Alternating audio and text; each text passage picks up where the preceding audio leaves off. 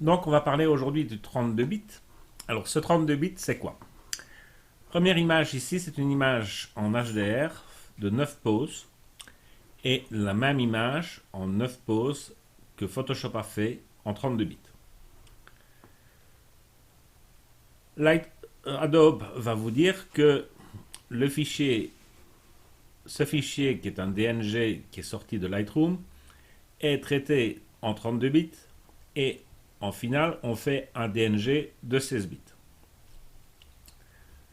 Tandis qu'ici, à côté, c'est donc une image qui est faite, je vais dire, en 32 bits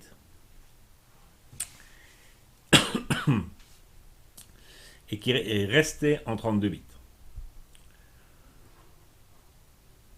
Les deux images ont été faites en automatique, donc c'est-à-dire que je n'ai appliqué aucun pré-réglage pour le moment sur les deux photos. Si je prends sur l'image celle de gauche, c'est donc du 16 bits, et que je m'amuse à aller faire un luminosité contraste et que j'augmente la lumière, voilà ce que ça donne.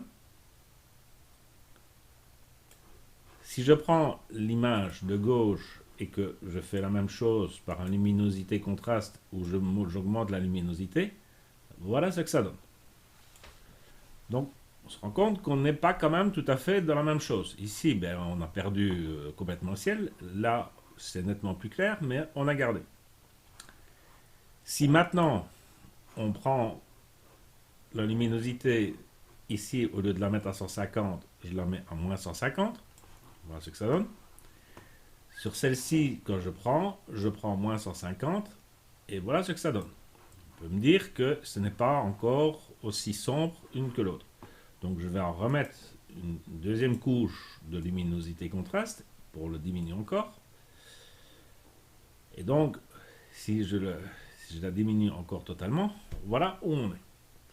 Donc, on se rend bien compte que pour jouer sur les lumières, les rendus et les couleurs, il y a quand même une différence entre le 32 bits et le 16 bits.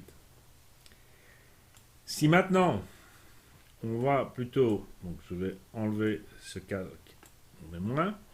Si je prends celui-ci et que j'augmente la luminosité, et que je prends ceci et que j'augmente la luminosité, ok, on va se retrouver, allez, essayer de mettre plus ou moins aux mêmes valeurs.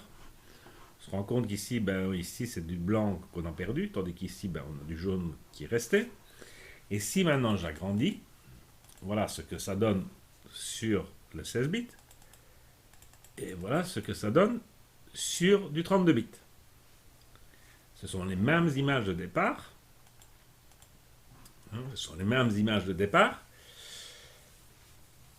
Adobe dit que ça ne sert à rien de s'amuser à faire du HDR en 32 bits. Moi, personnellement, je vois une différence. Je ne suis pas sûr que tout le monde la voit, mais moi, je la vois.